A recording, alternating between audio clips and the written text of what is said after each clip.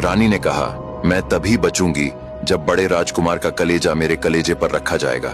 रानी की बात सुनकर राजा स्तब्ध रह गए, पर उसके हठ के आगे झुकना पड़ा। उन्होंने मंत्री को आदेश दिया कि बड़े राजकुमार को मरवा दिया जाए। मंत्री यह आदेश सुनकर बेहद दुखी हुए। उसने औपचारिक रूप से राजकुमार को जल्लाद के हवाले तो कर दिया, परंतु जब जल्लाद मारने के लिए राजकुमार को जंगल में ले गया तो चुपके से घोड़े पर सवार होकर मंत्री भी जंगल में जा पहुंचा।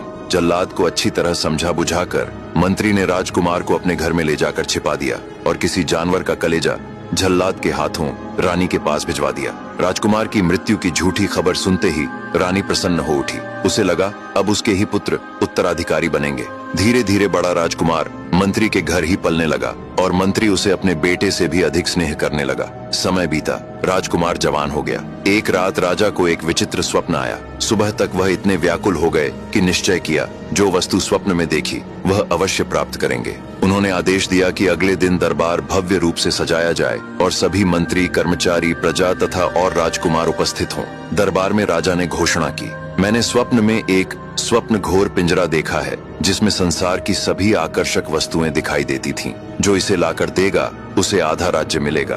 फिर उन्होंने पान का बीड़ा आगे बढ़ाकर कहा कि जो जाना चाहता हो वह बीड़ा उठा ले, पर हजारों लोगों में से कोई आगे नहीं बढ़ा। उस दिन दरबार देर तक चलता रहा।